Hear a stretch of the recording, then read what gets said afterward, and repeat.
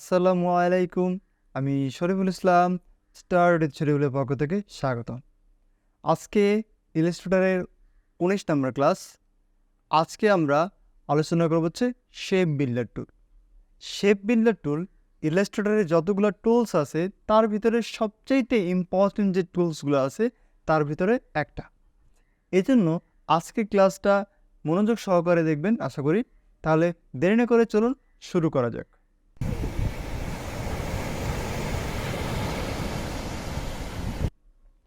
তো প্রথমে আমরা এখানে লিখে রাখছি যে শেপ বিল্ডার টুলের শর্টকাট কি হচ্ছে কি শিফট এম। দেখেন এখানে আমি লিখে রেখেছি। দেন আমরা এটাকে সিলেক্ট করলাম। তো এখানে আমরা শেপ বিল্ডার টুল নিয়ে আজকে 4টা পয়েন্ট নিয়ে আলোচনা করব। সেটা হচ্ছে merge mode, extraction mode, erase বা ইরেজিং পাথ, লাইন ওয়ার্ক বা লাইন ইরেজার। তাহলে এখান থেকে আমরা প্রথমে যেটা আলোচনা করব সেটা মার্জ মোড। তার জন্য আমরা জানি পাথফাইন্ডার এখানে আছে, শিফট F7 প্রেস করলে এটা আসবে। যাই হোক, দ্য মার্জ মোড মানে 4টা মোডে আমরা শেপ বিল্ডার টুল দিয়ে কাটতে পারবো।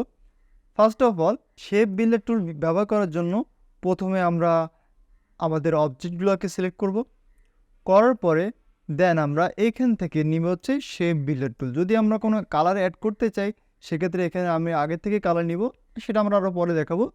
ধৈর্য সহকারে ভিডিওটা দেখবেন। তো এখানে কি আছে মার্জ মোড। মার্জ মানে কি একত্রিত করা। খেয়াল করে দেখেন, আমি যদি এতটুকু মার্জ করতে চাই এতটুকু মার্জ হবে, আবার যদি আরেকটু মার্জ করতে চাই আরেকটু মার্জ হয়ে গেল। আপনার যে পাথ এরিয়া আছে ওই এরিয়াকেই সে ইরেজ করবে এবং মার্জ করবে। তাহলে এটা যদি আমি ডিরেক্টলিভাবে ড্র্যাগ করি তাহলে দেখতে পারেন টোটাল একটা শেপে কাউন্ট হয়ে গেছে। আমরা যদি কন্ট্রোল জেড দিয়ে আবার একটু বোঝানোর চেষ্টা করি, দেখেন প্রত্যেকটা পাথ একটার উপর একটা উঠে যাওয়ার কারণে আমার কিন্তু আলাদা আলাদা ইন্ডিভিজুয়াল পাথ বা ইন্ডিভিজুয়াল শেপে পরিণত হয়েছে। আমি যদি এখন এটাকে একসাথে ড্র্যাগ করি তাহলে এটা কী হবে, মার্জ হয়ে যাবে। আর এই কাজটা কিন্তু আমরা কিসের মাধ্যমে করতে পারি, সিলেক্ট করে দেন ইউনিট করতে পারি পাথফাইন্ডার দিয়ে। তবে কিছু কিছু ক্ষেত্রে শেপ বিল্ডার টুল ইউজ করাই বেটার।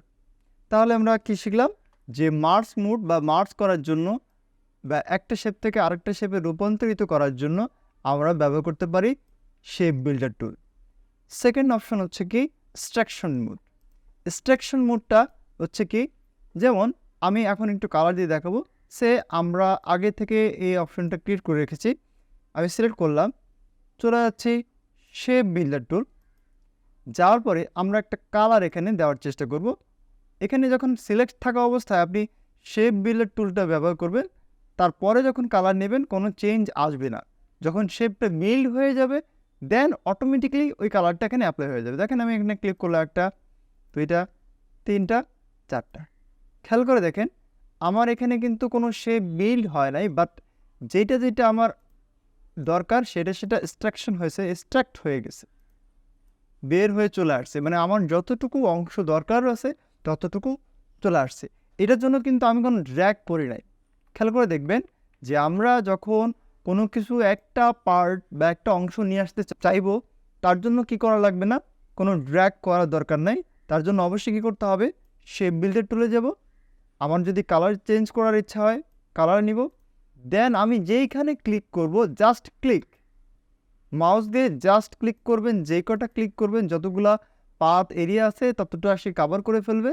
দেন আপনি যদি কালার সেম থাকে শিফট ধরে নিতে পারেন, বা আমাদের যে এখানে দেখেন ম্যাজিক কন্ট্রোল আছে সেটা ব্যবহার করতে পারেন। দেন আপনি বাইরে নিয়ে আসলেন। দেন আপনার যেটা দরকার নাই সেটা আমি কী করে ফেললাম, ইরেজ করে ফেললাম। এটা একটার জন্য যে কথা, আবার অনেকগুলোর জন্য সে একই কথা। তাহলে আমরা এক্সট্রাকশন মোডটা শিখে ফেললাম। এক্সট্রাকশনের পরে ঠিক সেম জিনিসটাকেই আমরা এখন শিখব কি 3 নাম্বার ইরেজিং পাথ বা ইরেজ। খেয়াল করেন আমি এই নিলাম, এরপরে আমি এখন ইরেজ করব। যদিও গত ক্লাসে আমি দেখিয়েছি যে আমরা কীভাবে ইরেজ করতে পারি, যেমন শিফট ইরেজার টুল দিয়ে ইরেজ করা আর শেপ বিল্ডার টুল দিয়ে ইরেজ করা আকাশ পাতাল পার্থক্য কিন্তু। এর জন্য আমরা তাহলে কী করলাম, শেপ বিল্ডার টুল নিলাম। এখন আমাদের দেখতে হবে, খেয়াল করেন আমরা আগে যখন কোনো শেপ বিল্ড করেছি বা এক্সট্রাকশন করেছি তখন কিন্তু আমার এখানে একটা প্লাস সাইন দেখা যাচ্ছে। আমার যে মাউসের আইকন আছে সেখানে কি আছে, যে একটা প্লাস সাইন দেওয়া আছে। এখন আমি কিবোর্ডের অল্টার প্রেস করব। প্রেস করার পরে এখানে জাস্ট পাতের উপরে আমি একটা ক্লিক করছি। ক্লিক করার সাথে সাথে আমার এরিয়াটা কিন্তু ইরেজ হয়ে যাবে। আর আপনি যদি পাতে ইরেজ না করতে চান, আপনি যদি ড্র্যাগ করতে চান, নো প্রবলেম, জাস্ট ক্লিক করে আপনি এখানে ক্লিক করবেন, ইরেজ হয়ে যাবে। তাছাড়া কি করতে পারেন, আপনি কতটুকু এরিয়া ইরেজ করতে চাচ্ছেন সেই এরিয়াটুকু কি করবেন, অল্টার ধরে ড্র্যাগ করবেন। যতটুকু ড্র্যাগ করবেন আপনার যে পাথ আছে বা অবজেক্ট আছে এই অবজেক্টটা ইরেজ হয়ে যাবে। আর যদি আপনি জাস্ট বাইরের পাথটা বা যে কোনো একটা সাইডকে ইরেজ করতে চান সেক্ষেত্রে আপনার ড্র্যাগ করার প্রয়োজন নাই, শুধুমাত্র অল্টার ধরবেন, click click click and click, মানে যতটুকু এরিয়া আপনি ইরেজ করতে চাচ্ছেন ততটুকু এরিয়া ইরেজ হয়ে যাবে। ওকে, এরপরে আছে যে জিনিসটা সবচেয়ে ডিস্টার্ব করে যারা ডিজাইনার আছে বা বিভিন্ন রকম প্র্যাকটিক্যাল কাজ করে তারা, এটা আমরা জানি যে এই জিনিসটা খুব বেশি ডিস্টার্ব করে, সেটা হচ্ছে কি লাইন পাথ ইরেজ করতে গেলে আমাদের অনেক ডিস্টার্ব হয়। যেমন আমাদের এখানে আমরা সিলেক্ট করলাম, সিলেক্ট করার পরে আমরা এখানে কি আছে, আমার সেই একই কথা, সেই বিল্ডার টুলটা আমি নিয়ে নিচ্ছি। দেন আমি এখন চাচ্ছি বিল্ড করতে বা একসাথে মার্জ করতে। খেয়াল করে দেখেন মার্জ ঠিকই হয়েছে, বাট আমার এই যে এক্সট্রা যে পাথ ছিল সেই পাথটা কিন্তু ইরেজ হয় নাই। এটার একটাই কারণ, নর্মাল মোডে আমরা এভাবে ইরেজ করতে পারি না। তার জন্য কি করতে হবে, অবশ্যই আমরা কি করব, এখান থেকে শিফট এম ধরবো, ধরার পরে যেই এরিয়াটা আমাকে এক্সট্রা পাথ আছে ওই এরিয়াটা ধরে জাস্ট অল্টার ক্লিক করে ছেড়ে দিব। তাহলে কি হবে, আমার যে এক্সট্রা যে পাথটা ছিল যেটাকে আমরা ওপেন পাথ বলতে পারি সেইটা ইরেজ হয়ে যাবে। দেখেন আমি এই অল্টার ধরলাম, ক্লিক করলাম, আবার অল্টার ধরবেন, ক্লিক করলাম। এইভাবে করে আপনি যে কোনো এরিয়ার যে কোনো এক্সট্রা যে পাথ থাকবে যেটা কিনা একটার উপর একটা ওভারল্যাপ হয়ে গেছে ওই অংশ থেকে আপনার যে ওপেন পাথগুলো আছে সেটা কি করবে, ইরেজ করে ফেলবে। আশা করি আপনারা এইটার যে বেসিক জিনিসটা আছে সেটা বুঝতে পেরেছে। ওকে, খেয়াল করে দেখুন আমরা এখন একটু প্র্যাকটিক্যাল কাজ করব। এর জন্য আমি আগে থেকে একটু তৈরি করে রেখেছি যে আপনি কীভাবে করবেন। খেয়াল করেন আমরা এইটা প্র্যাকটিক্যালি করে দেখাবো কীভাবে করে। এখানে আমার প্রত্যেকটা ডিস্টেন্স আছে হচ্ছে 30 করে, 3টা হচ্ছে 90, আর এখানে মোট 5টা অপশান আছে হচ্ছে 150। এই মাপটা যদিও আপনাদের সবসময় দরকার হবে না, বাট আমি ভিডিও যাতে ছোট হয় এর জন্য আপনাকে সহজে বোঝানোর জন্য এই মাপটা এখানে শো করাচ্ছি। এখানে হচ্ছে 60 ডিগ্রি, 30, 90, 50। এটা কীভাবে তৈরি করব তাহলে চলুন শুরু করি। তা ফার্স্টে আমরা নেব হচ্ছে লাইন সেগমেন্ট টুল। লাইন সেগমেন্ট টুল নিলাম, অ্যারাউন্ড 400 ফিটের মতো আমি নিলাম। ওকে, দেন এখন আমার করণীয় কি, খেয়াল করে দেখেন আগেরটার মতো যদি আমি করতে চাই এখানে মোট আছে 6টা পয়েন্ট। সো আমি অল্টার হোল্ড করে 6টা নিচ্ছি, 1 2 3 4 5 6, কন্ট্রোল ডি প্রেস করলাম। এবার এখানে দেওয়া আছে দেখেন 150, আমিও এটাকে 150 নিচ্ছি যাতে মাপটা ইজি হয়। এখন কি করতে হবে, আমাকে ইলিপস নিতে হবে, এরকম ইলিপস নিতে হবে। ইলিপস নেওয়ার জন্য আমি কি করব, ইলিপসে যাব, এল প্রেস করলাম, দেন আমি ইলিপস নিয়ে আসছি। কিন্তু এটা কত হবে, এইটা মাস্ট বি কি 150 হতে হবে, যে আমরা ওইটাও যা দিছি এটা মাপটাও কী হবে, সেম হবে। কিংবা সরাসরি আমরা যখন এখানে ক্লিক করব তখনও যদি আমি 150 প্রেস করি তাহলে আমার এই জিনিসটা কিন্তু হয়ে যাবে। আর একটা জিনিস খেয়াল করবেন যে আপনি সেম জিনিস বা সেম হাইট অ্যান্ড ওয়েট যদি রাখতে চান সেক্ষেত্রে আপনি এটাকে লক করে রাখবেন, পরবর্তীতে ইজিলি আপনার সেই সেম জিনিসটা চলে আসবে। ওকে, আমি আপাতত এটা ডিলিট করে দিলাম। ডিলিট করে দেওয়ার পরে এখানে একটু খেয়াল করেন যে আমি এটা ঠিকমতো দিছি কিনা, তার জন্য বোঝার জন্য আপনি যাবেন, এখানে যাবেন, গেলে যখন ইন্টারসেক্ট লেখাটা আসবে তখন বুঝতে পারবেন যে না আমার এই পাতের সাথে এই পাত ঠিক হয়ে গেছে। আর এখানে কোনো লিকেজ থাকলে হবে না, লিকেজটা আমরা চেক করবো কীভাবে, এর জন্য আমরা এই সিলেক্ট করলাম, শিফট এম প্রেস করলাম, শেপ বিল্ডার টুলটা নিলাম। যদি লিকেজ থাকতো তাহলে এই অংশটা কিন্তু আলাদাভাবে ডিভাইড দেখাইতো না। লিকেজ আছে কিনা, অবশ্যই নাই। দেন আমরা এখন কি করব, control C control F paste in front, then এখান থেকে আমরা নিব কত, 90, কারণ আগে ছিল 5টা এখন হচ্ছে কি 3টা। ওকে, আবার কন্ট্রোল সি কন্ট্রোল এফ, এবার কি করব 30 দিয়ে দিব।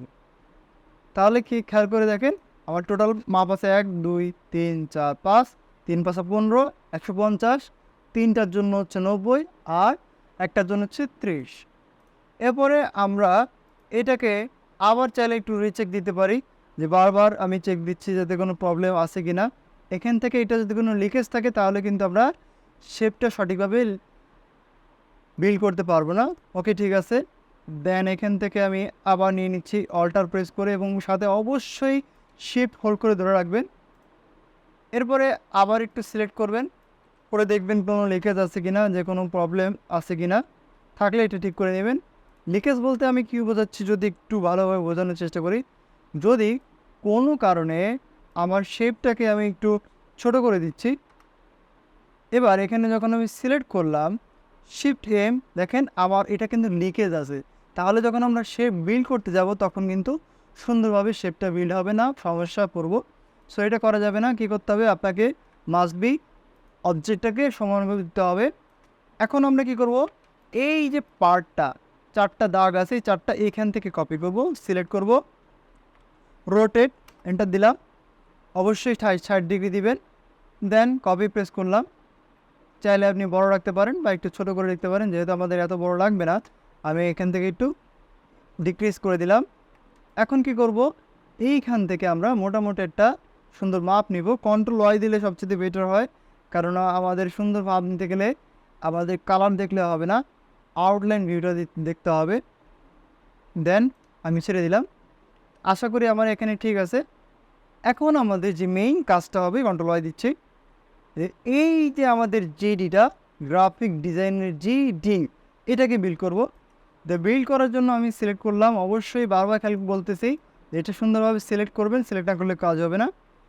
শেপ বিল্ডার টুল নিলাম, শিফট এম, এখানে আমি একটা কালার নিই, সে আমি হোয়াইট কালারটা নিলাম। নেওয়ার পরে যে এরিয়াটা আপনি বিল্ড করতে যাচ্ছেন জুম করে নেবেন, দেখে নেবেন যে আপনি যেটা করতেছেন আপনি ঠিক করতেছেন কিনা। এই নিলাম, এভাবে করে আমরা বিল্ড করে ফেলবো। আস্তে আস্তে আমার যে কোনো প্রবলেম আছে কিনা এটাও খেয়াল রাখতে হবে, প্রবলেম থাকলে কিন্তু হবে না।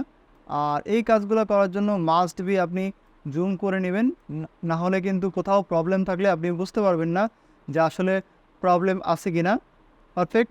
দেন এখান থেকে নিলেন, এখানেও সমস্যা আছে, জুম করবেন, জুম করে এখানে হয়ে গেল আমার অপশনটা। আর এখানে একটু প্রবলেম আছে, আমি ঠিক করে নিলাম।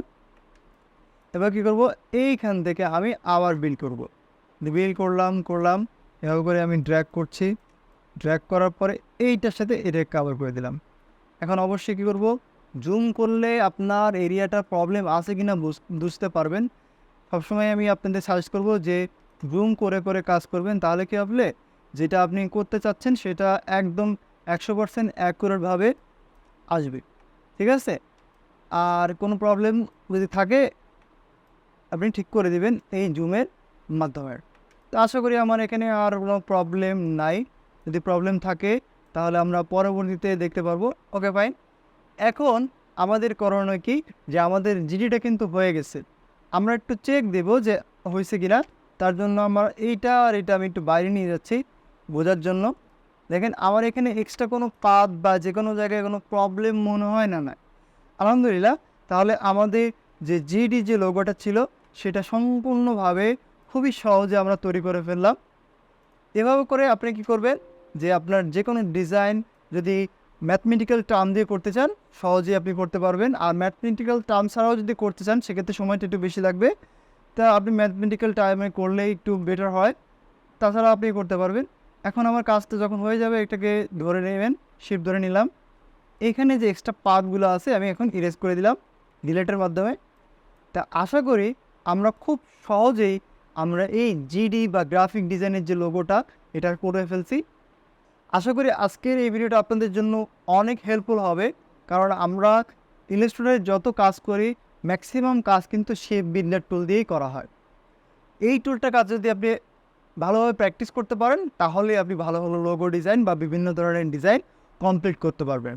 ভিডিওটি যদি ভালো লাগে অবশ্যই একটু লাইক দিবেন, কমেন্ট করে আপনার মূল্যবান মতামত জানাবেন।